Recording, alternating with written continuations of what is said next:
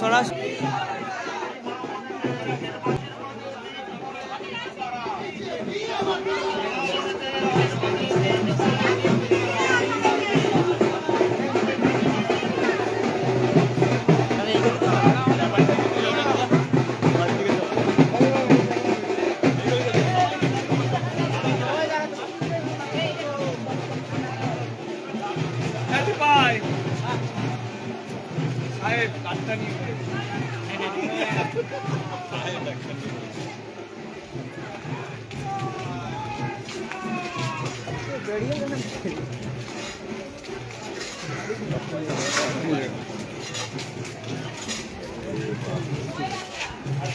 জয়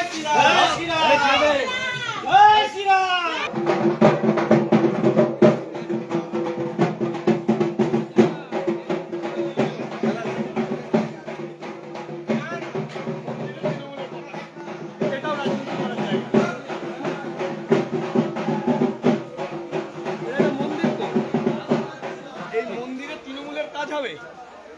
ওখানে একটা মন্দির দেখেছি যার উপরে হচ্ছে তৃণমূলের মন্দিরের ধ্বজ যেখানে উঠবে সেখানে তৃণমূলের পতাকা লাগা। এখানে মন্দিরে তৃণমূলের কাজ হয়, মানে মন্দিরগুলো তৃণমূলের আখড়া।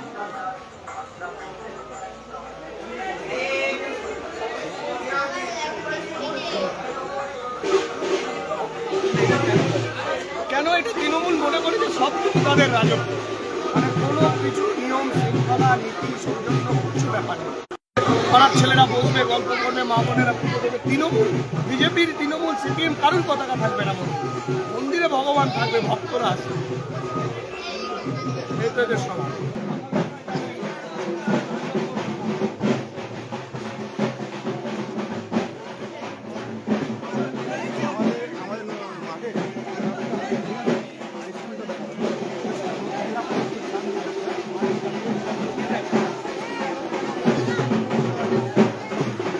আপাতত এই মুহূর্তে আপনাদেরকে এখানেই ছেড়ে যাচ্ছি, সঙ্গে থাকুন, দেখতে থাকুন জাগো ভারত নিউজ। ধন্যবাদ। পাড়া পৌরসভার 23 নম্বর ওয়ার্ডে রয়েছি, আর 23 নম্বর ওয়ার্ডে দেখতে পাচ্ছেন বীজপুর বিধানসভার বিজেপি প্রার্থী সুদীপ্ত দাস। তিনি এই মুহূর্তে সাধারণ মানুষের সাথে জনসহযোগ করছেন, প্রচারে নেমেছেন। ছোট ছোট বাচ্চারা ওনাকে দেখার জন্য বাইরে এসছে, আর দেখতে পাচ্ছেন সাধারণ মানুষও যেভাবে মানুষের ঢল এখানে নেমেছে। সরাসরি ছবি আপনাদের মাঝে তুলে দেওয়ার চেষ্টা করছি জাগো ভারত নিউজের পর্দায়। এদের আগে যাও, ক্যামেরাম্যানের আগে যাও।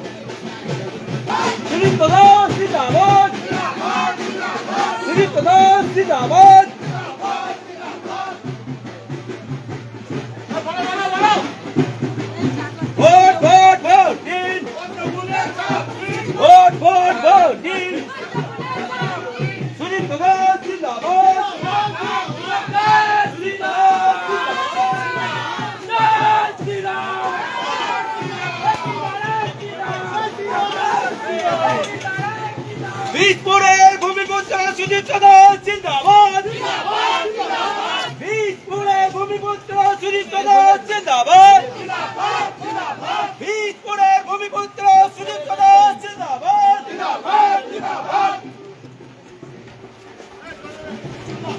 জয় জয় শ্রীরাম। কোথায় যাবে এইভাবে বেছে দেবে? একটা না, চেয়ারম্যানের ওয়ার্ড, এটা চেয়ারম্যানের ওয়ার্ড। কোন পুরসভা? কে চেয়ারম্যানটা? কে? কমল অধিকারী। আবার কে? কাসাবার পুরসভার চেয়ারম্যান দেখুন কি অবস্থা করেছে, তার লোকজন, বিধায়কের লোকটা করেছে। বিধায়কের বিধানসভা তো এপারটা 7 নম্বর আছে, এপারটা 24 নম্বর। বিধায়কের ইয়ে ছাড়া হয়? খালি পয়সা ছাড়া কিছু চিনেছে এরা? কাদের পুকুরটা? কাদের? এটা ছানাবাবুর পুকুর, ছানাবাবুর মা। এই পুকুরটা রেলের, কিছুটা দেখলাম রেলে। সবচেয়ে বড় কথা, কলোনির জল, এই যে এখানে না ড্রেন আছে, ওই দিকটাও দেখলেন ড্রেন নেই। এইসব পুকুরগুলো জল ধারণ করতে বৃষ্টিতে, এখানে তো ড্রেন ট্রেন তেমন নেই, জল সমস্ত পুকুর ভরে এরকম গাডোয়াল দিয়ে ভেড়ে ভেড়ে বেঁচেছে। আগে জল জানতো, আমরা দেখেছি যে পুকুরে মাছ চাষ হতো, চুরি করে আমরা মাছ ধরতাম ছোটবেলায়। তাহলে ওই পুকুরওয়ালা তাড়াতো আর আমরা চুরি করে মাছ ধরতাম, তাহলে ওরা আবার তাড়াতো, তারা দিত, আমরা পালাতাম। মানে এরকম একটা মজার ব্যাপার ছিল। সবাই ছোটবেলায় করেছে, লোকের বাড়ি থেকে আম চুরি করা, মাছ চুরি, এইসব করতাম। কিন্তু তৃণমূল ওইটা আর না, তৃণমূল পুরো পুকুরটাকেই চুরি করে নিয়েছে। জলজান্ত পুকুর হাফিস। জল ভরা প্রকল্পটাকে কি সেটা তো বিধায়ককে জিজ্ঞাসা, চেয়ারম্যানকে জিজ্ঞাসা করতে হবে ছবিগুলো দেখিয়ে। শুধু আমার মুখের অভিযোগ বললে হবে না, বলবে এই যে ছবিটা দেখিয়ে প্রশ্ন করবেন যে এগুলো কি হয়েছে। চলো। বীজপুরের ভূমিপুত্র সুদীপ্ত দাস জিন্দাবাদ, বীজপুরের ভূমিপুত্র সুদীপ্ত দাস জিন্দাবাদ, বীজপুরের মানুষ বলছে আমাদের অন্নপূর্ণা ভান্ডার, তো আমরা বলেইছি যে অন্নপূর্ণা ভান্ডারে 3000 দেওয়া হবে, কিন্তু মা বোনেরা বলছে আমাদের ভাতার থেকেও বেশি জরুরি কাজ। তা আমরা বললাম ভাতাও নিন, ভাতা তো আমরা আমাদের পকেটের পয়সায় দেবো না, সরকারের টাকা, আপনারা ভাতাও নিন, কর্মসংস্থান হবে। মানুষ ঝাঁপিয়ে পড়েছে, হই হই করে রাস্তায় নেমে পড়েছে। হ্যাঁ, মন্দিরে তৃণমূলের পতাকা, ভাবুন আপনি, এটা মন্দিরের উপরে তৃণমূলের পতাকা উঠছে। কোন জায়গায় এদের ঔদ্ধত্য গিয়ে পৌঁছেছে, কোন জায়গায় পৌঁছেছে আপনারা ভাবতে পারেন? এই সংস্কৃতিটাকে বদলে দিতে হবে। মন্দিরে ভগবানের পুজো হবে, সেখানে কোনো পার্টির পতাকা থাকবে কেন, বিজেপিরও পতাকা থাকবে না, কিন্তু তৃণমূল এই জায়গায় নিয়ে যাচ্ছে। আপনাদের ক্যামেরা নিয়ে আমরা সব দেখিয়েছি যে কিভাবে পুকুর ভরাট হয়ে গেছে। মানে আমি কোনো কথা এরম হয় না যে মুখে বলি ক্যামেরায় দেখা যায় না, ওরা বলে মুখে বলে ক্যামেরায় দেখা যায় না, আমি যা ক্যামেরায় দেখা যায় সেটা মুখে বলি। আপনাদের সামনে দেখিয়েছি যে পুকুরের পর পুকুর ভরাট করে দিয়েছে। ওই অঞ্চলের মানুষের জল যাওয়ার জায়গা নেই, মানে মদের ঠেক চলছে রাস্তার উপরে, রাস্তা ওই অঞ্চলের মা বোনেরা যেতে পারে, এই পরিস্থিতি তৈরি করেছে।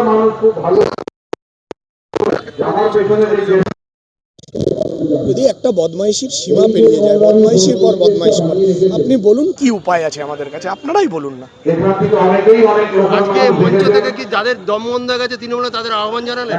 একদম, যে বাংলার সংস্কৃতি জানুন, ভারতীয় সংস্কৃতি জানুন। আমি তৃণমূলের লোকদেরও বললাম যে ওনারাও ভুল শিক্ষায় শিক্ষিত হচ্ছেন, ওনাদেরও সঠিক, ওনারাও তো আমাদের সহনাগরিক, ওদেরও তো সঠিক শিক্ষায় শিক্ষিত করতে হবে। ভারতীয় জনতা পার্টি তাদের শিক্ষায় তাদের শিক্ষা